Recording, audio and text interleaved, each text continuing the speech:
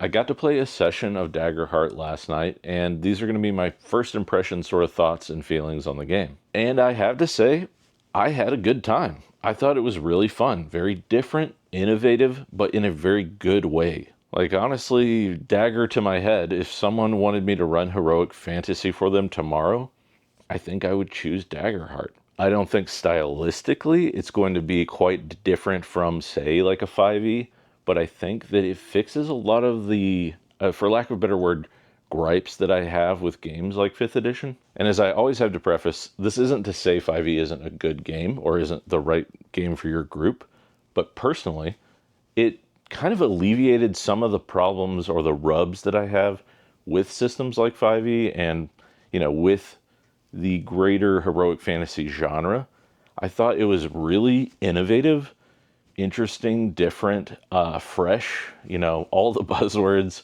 I genuinely had a good time playing it. But I want to tell you some specifics, and I'm going to show off my character sheet to do so. And if you like what we do here at Elder Goblin Games, remember to like, subscribe, leave a comment, and if it's still a thing, hype this video. Thanks. So one of the things I think Daggerheart does really well that I dislike with other heroic fantasies is that it cuts out HP bloat. And what I mean by that is every time you increase in level in games like Pathfinder and D&D, typically your hit points go up and all your ability modifiers go up. To me, number go up isn't that interesting of a mechanic, and in fact, it kind of gets away from what I like about a lot of RPGs, which is a sense of tension at the table. If you look at the Daggerheart character sheet, you only have about 4 or 5, maybe 6 hit points if you're lucky. And on the other side of things, if you're healing, it's usually worded remove a hit point check, or however it's stated here, but the idea is that over a campaign of play, you're really not getting all that far away from how things felt when it began. There's still a level of, insert your adjective here, threat,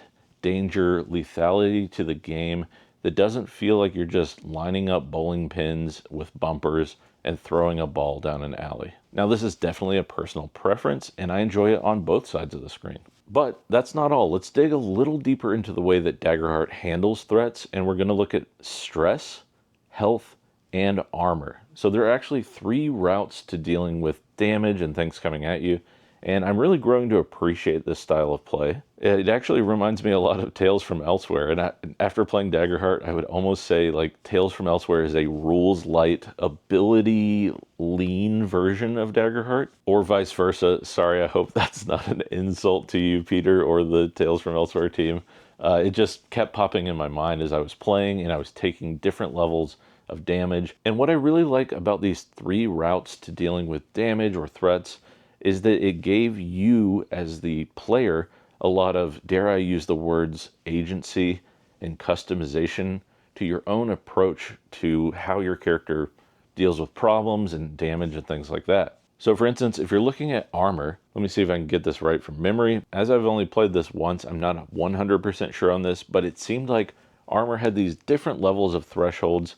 Some of them, like the heavy armor, had higher thresholds of damage that needed to be reached in order to inflict damage. But then there was like a trade-off where you only got either so many uses or so much damage reduced. It gave you a really interesting choice as the player. You could decide, do I want to check off one of these boxes on my armor now and reduce this incoming damage, and or maybe even slide it down 1 threshold level? Or do I want to wait until a really big attack comes at me that's potentially lethal and burn it all then? I will add this caveat here. I was playing a bard, so I could only check off 1 box of armor at a time, reducing the threshold by 1 degree, while the other player in the game was a stalwart, and he had like a lot of different kind of tank abilities and could actually block on my behalf and check off several boxes of armor at the same time if he wanted, really reducing that damage down, which felt very thematic and heroic to a sort of tank style play. And that's only 1 level of damage. That's just the preventative side. Then we get to health. As you can see here on the character sheet, there are different thresholds your character has, so that when you are taking damage, it can lead to different amounts of damage you end up taking. Usually between 1 and 3, I think, is the most, but we were only level 1, So maybe that goes up later on. I don't actually know. But it really felt impactful whenever you did take any damage. And I thought that that was really cool.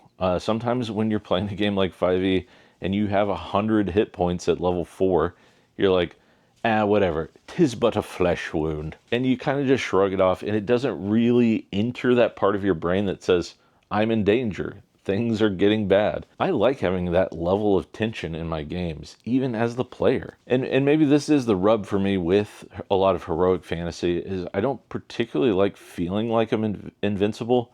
And what I did like about even the stalwart, we had a pretty tough fight towards the end of the session. And if Gorf, the frogkin stalwart, hadn't basically burned all of his abilities, we would have been in a much stickier situation.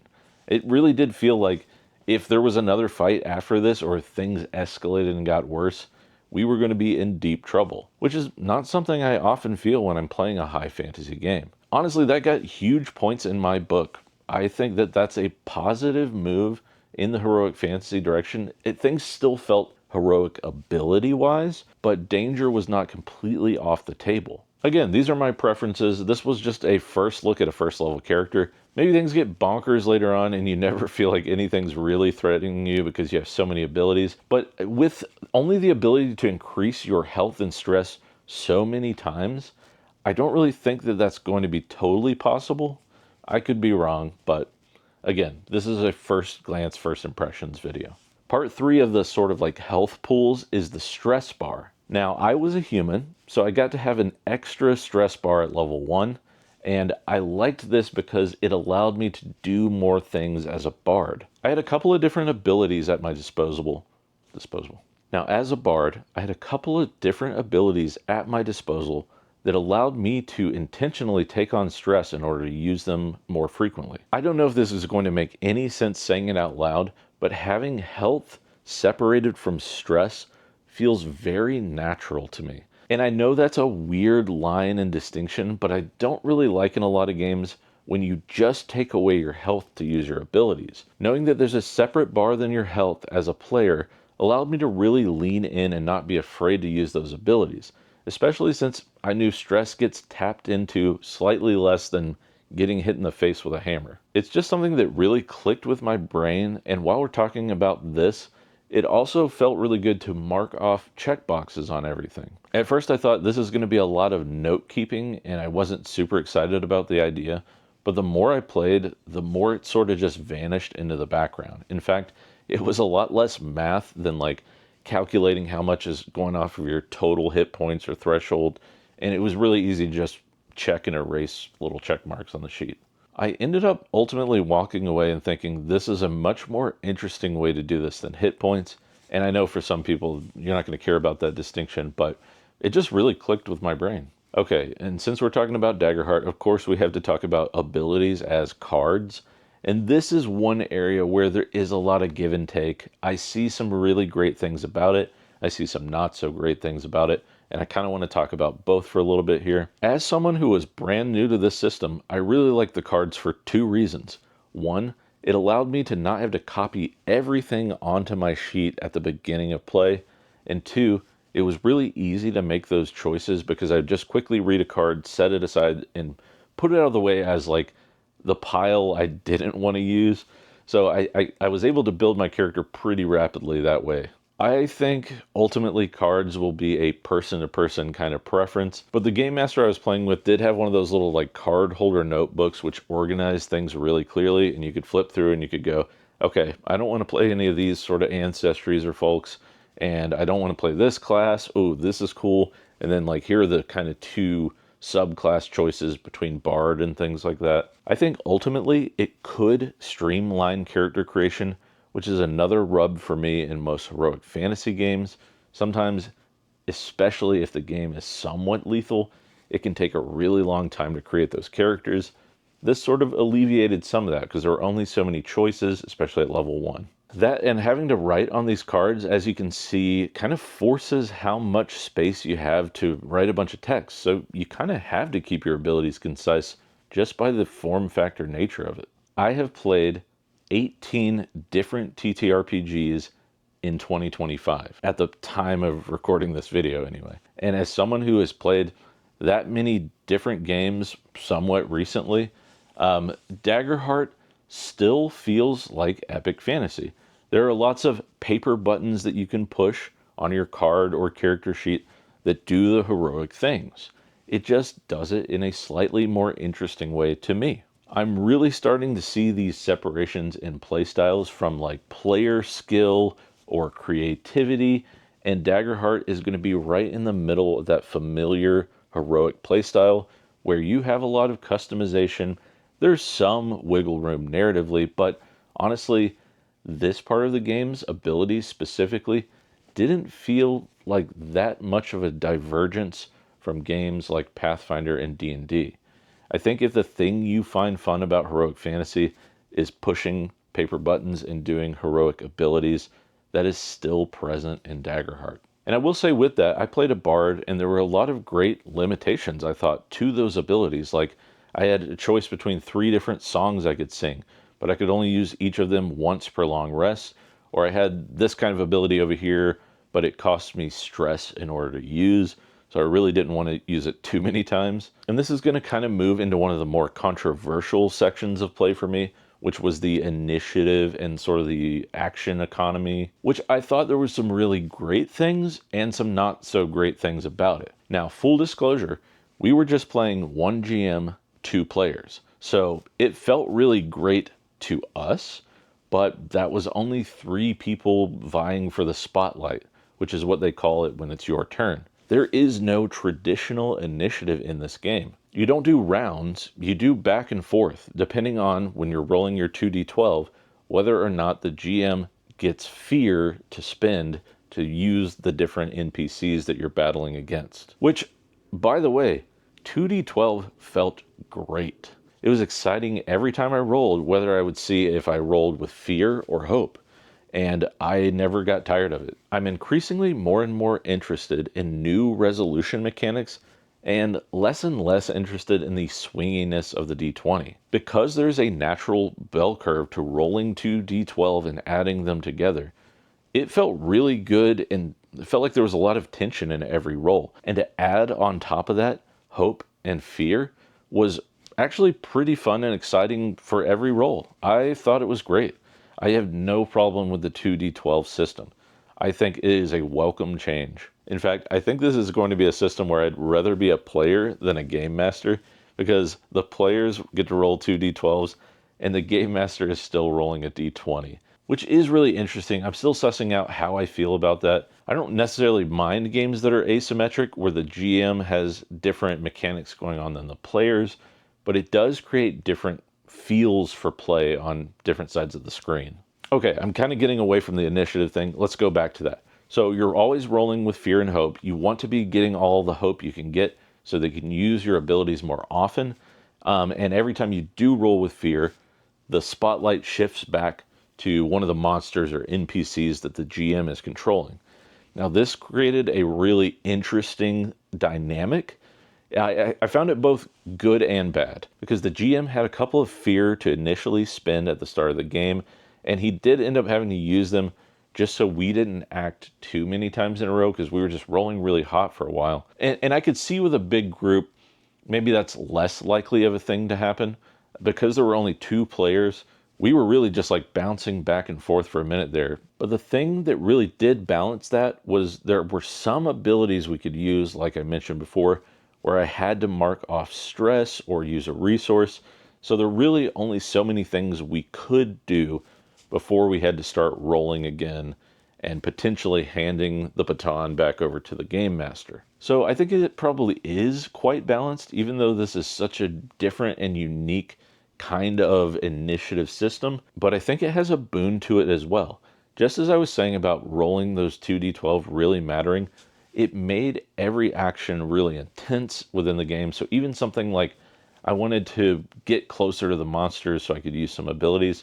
So I had to roll agility to go more than like 15 feet. If I wanted to go like a full 30 feet and get close enough range to use my bard ability, I needed to roll. And a couple of times that caused the spotlight to move back to the game master, which made every roll really impactful. I think there can be this pitfall with a lot of heroic D20 games that the initiative just keeps kind of going around in the same way, and your eyes sort of glaze over when it's not your turn. That never happened with Daggerheart. I was invested in every action and roll because I knew there was something on the line. There were some intense moments, especially in the final battle where we were fighting a pretty tough foe, and I just knew that if things shifted back to the GM on the spotlight, we were going to be in a pickle. And that felt exciting to me. I don't always feel that way when I'm playing heroic fantasy. It's kind of like, all right, it's my turn again. I'm going to do my thing.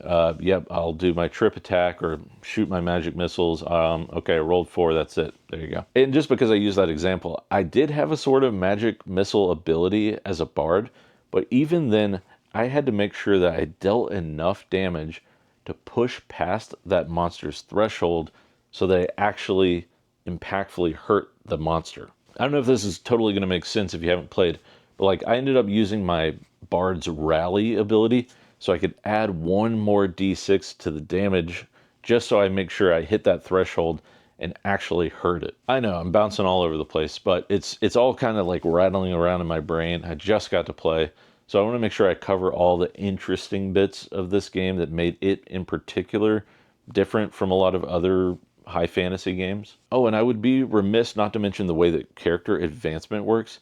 Even though this was going to be a one-shot, just in case we got to play down the road, the GM went ahead and let us level up, and just to get a feel of how it works in this game. And I actually think this is one of the more interesting things about Daggerheart. So when you level up, you get a couple of things. Right here, I think you fill in a proficiency bubble that basically just gives you more uses or different kinds of things to abilities. But then you get to pick on each tier 2 boxes to check from these different options. Now, if you wanted to, you could just keep cranking up either your stats or kind of like your hit points and stress.